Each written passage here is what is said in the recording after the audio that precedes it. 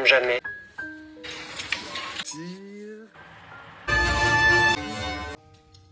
कहानी की शुरुआत मॉली नाम की औरत से शुरू होती है। मॉली की उम्र 50 के आसपास थी और वो एक कॉलेज में प्रोफेसर थी। कॉलेज में अक्सर ही उसके स्टूडेंट्स उसके साथ मजाक करते थे कि आप आज भी 30 की लगती हैं। मॉली हमेशा ही उनके मजाक को हंसकर टाल देती थी। मॉली के पति का नाम नॉर्मन था और एक दिन वो मॉली से कहता है कि हमें तलाक ले लेना चाहिए। उसकी बात सुनकर मॉली की रूह कांप जाती है, मगर फिर वो खुद को संभाल कर उससे पूछती है कि तुम तलाक क्यों लेना चाहते हो। इस पर नॉर्मन कुछ भी नहीं कहता और मॉली समझ जाती है कि अब वो अपना फैसला नहीं बदलेगा। मॉली की इकलौती बेटी का नाम नीना था और मॉली ने उसे भी बता दिया था कि तुम्हारा बाप मुझसे तलाक लेना चाहता है। नीना को जानकर बुरा लगता है, लेकिन उसे भी पता था कि उसका जिद्दी बाप अपने फैसले कभी नहीं बदलता। अगले दिन मॉली बाजार में नॉर्मन को एक लड़की के साथ देख लेती है। मॉली को अब सब समझ आ गया था कि इस नई लड़की के कारण उसका पति उससे तलाक लेना चाहता है। वो उन दोनों के पास जाकर उन्हें नई जिंदगी की शुभकामनाएं देती है। नई लड़की नॉर्मन से काफी छोटी उम्र की थी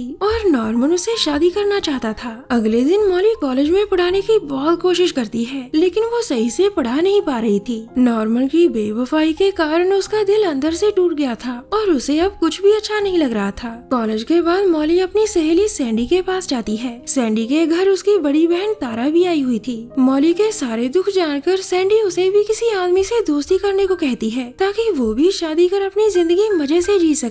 मॉली के हाँ बोलते ही सैंडी नेट पर उसकी प्रोफाइल बनाने लगती है ताकि मॉली को कोई अच्छा सा दोस्त मिल सके। प्रोफाइल बनाने में तारा भी उनकी मदद करती है और उसकी सलाह पर मॉली की उम्र 40 रखी जाती है ताकि मॉली को कोई जवान आदमी मिल सके। थोड़ी देर बाद मॉली अपने घर में थी। वो जैसे ही अपनी प्रोफाइल चेक करती है तो उसे कई आदमियों के मैसेज नजर आते हैं। हर आदमी अपनी उम्र के साथ साथ अपने शौक भी बता रहा था। अब मॉली को फैसला करना था कि वो किसके साथ जाए और किसे इग्नोर करे। अगले दिन मॉली अपनी बेटी को लेकर रेलवे स्टेशन आती है। नीना दूसरे शहर के कॉलेज में पढ़ती थी और अपनी छुट्टियां खत्म होने पर वो अपने कॉलेज वापस चली जाती है। घर आकर मॉली फिर से अपनी प्रोफाइल देखने लगती है और तभी नॉर्मन उसके पास आकर उसकी प्रोफाइल देख लेता है। मॉली उसे बताती है कि अब मैं भी कोई आदमी देखकर उसके साथ चक्कर चलाऊंगी। नॉर्मन उसकी बात सुनकर कुछ भी नहीं बोलता और चुपचाप घर छोड़कर चला जाता है। अगले दिन मॉली मिल्सन नाम के आदमी से मिलने बाजार में पहुंच गई थी। मॉली को वो रास्ते में ही मिल जाता है, जिसके बाद वो दोनों एक कैफे के बाहर बैठ जाते हैं। मॉली ने मिल्सन की प्रोफाइल देखकर उससे मिलने का फैसला किया था।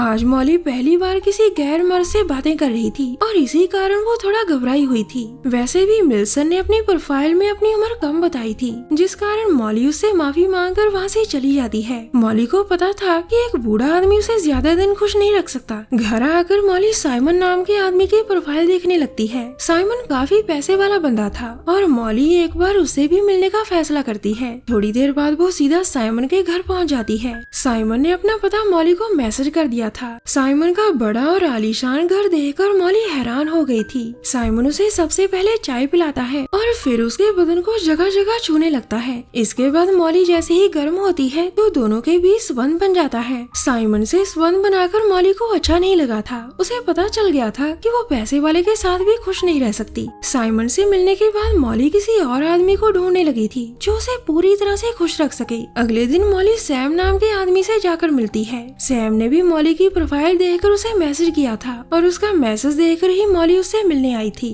सैम बातें करने में काफी तेज था और उसकी ये बात मॉली को अच्छी लगी थी। जल्द ही सैम मॉली को लेकर अपने छोटे से घर में पहुंच जाता है। सैम के पास ज्यादा पैसे नहीं थे, जिस कारण उसका घर छोटा सा था। कुछ देर बातें करने के बाद सैम अपने कपड़े उतार देता है और फिर मॉली को अपने नीचे लेटा लेता है। सैम से मिलने के बाद मॉली को वो भी अच्छा नहीं लगा था। मॉली को उम्मीद थी कि सैम उसके बदन को अच्छे से रगड़ेगा, लेकिन मॉली की ये उम्मीद पूरी नहीं हुई थी। मॉली को पता लग चुका था कि लंबा चौड़ा आदमी भी कभी कभी औरतों की गर्मी के आगे घुटने टेक देता है। सैम के बाद मॉली बिली नाम के आदमी को अपने घर बुलाती है। बिली की उम्र मॉली से काफी कम थी और ऊपर से वो लड़कियों की तरह शर्मा रहा था। मॉली समझ जाती है कि दोनों की उम्र में काफी फर्क है, इसलिए उसे बिली भी अच्छा नहीं लगता। बिली के बाद मॉली जैक्सन के साथ घूमने लगी थी। जैक्सन उसे काफी अच्छा लगा था, लेकिन वो थोड़ा सिरफिरा था। मॉली के साथ संबंध बनाने के बाद वो उस पर भड़क जाता है क्योंकि उसे मॉली एकदम ठंडी औरत लगी। इस बार मॉली को तो जैक्सन अच्छा लगा था, लेकिन जैक्सन को मॉली अच्छी नहीं लगी थी। जैक्सन से मिलने के बाद मॉली फिर से अपनी प्रोफाइल देखने लगी थी और इस बार वो विल नाम के आदमी से मिलती है। विल की उम्र भी 50 के आसपास थी। वो पहली मुलाकात में ही मॉली को बता देता है कि वो एक साधारण सा आदमी है जिसने जिंदगी में बहुत सी गलतियाँ की है। विल की स्पष्ट बातें और उसका कठोर चेहरा मॉली को काफी अच्छा लगता है। मॉली को विल की आंखें भी काफी अच्छी लगी थी और वो घर आकर भी उसकी आंखें ही देखती रहती है। अगले दिन दोनों एक बार में मिलते हैं और दारू पीने के साथ साथ दोनों बातें भी करते हैं। थोड़ी देर बाद वो दोनों ट्रेन में बैठकर मॉली के घर की ओर जा रहे थे, लेकिन मॉली ने ज्यादा ही दारू पी ली थी, जिस कारण वो रास्ते में ही बेहोश हो जाती है। जब मॉली को होश आता है तो उसे अपने सामने स्टेशन ऑफिसर नजर आता है। वो मॉली का हाल चाल पूछ रहा था, जबकि मॉली उसे हैरानी से देखे जा रही थी। विल एक तरफ खड़ा दूसरे ऑफिसर को मॉली के बारे में बता रहा था। जल्द ही मॉली बिल्कुल ठीक हो जाती है, जिसके बाद विल उसे घर तक छोड़ने जाता है। मॉली के घर आकर दोनों प्यार करते हैं, जिसके बाद विल अपने घर चला जाता है। अब मॉली अपना ज्यादा समय विल के साथ ही बिताने लगी थी और दोनों अक्सर ही रात को कहीं घूमने चले जाते थे। ऐसे ही एक रात दोनों घूमते घूमते एक बार में आ जाते हैं। ये एक सस्ता सा बार था और यहाँ की कोई भी चीज मॉली को अच्छी नहीं लग रही थी। बातें करते करते विल बाथरूम करने चला जाता है, जबकि मॉली वहीं बैठकर उसका इंतजार करने लगी थी। इसी बार के कोने में लुइस नाम का आदमी बैठा था, उसके साथ उसकी लवर भी थी और वो दोनों मॉली को देखे जा रहे थे। जल्द ही विल वापिस आ जाता है, जिसके बाद दोनों फिर से हंसी मजाक करने लग जाते हैं। कोने में बैठा लुइस अभी भी मॉली को देखे जा रहा था। मॉली ये बात विल को बताती है, जिसके बाद विल भी उन्हें देखने लग जाता है।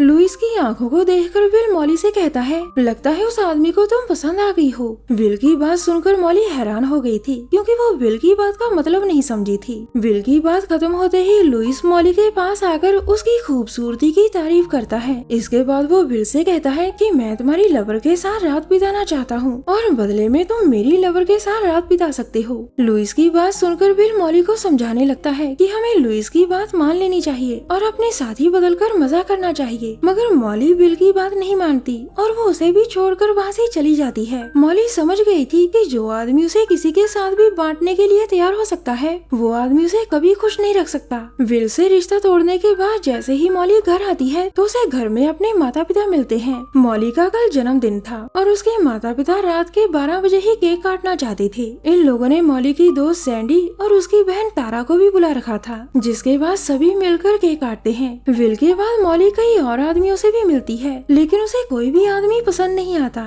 ऐसे ही एक दिन मॉली समय बिताने के लिए एक मूवी देखने चली जाती है। ये मूवी एक दर्द भरी प्रेम कहानी थी। मूवी में प्रेमी अपनी तरफ से पूरी कोशिश करता है कि उसकी प्रेमिका खुश रह सके। इस मूवी को देखकर मॉली की आंखों में आंसू आ जाते हैं। मूवी की एंडिंग काफी दर्दनाक थी। मॉली जब भीगी आंखें लेकर बाहर आती है तो बाहर उसे स्टीवन नाम का आदमी मिलता है। इस मूवी को देखकर स्टीवन की भी आंखें भर आई थीं। कहानी के आखिर में मॉली को स्टीवन अच्छा लगता है और वो उसी से शादी करने का फैसला कर लेती है। हमारी वीडियो देखने के लिए धन्यवाद।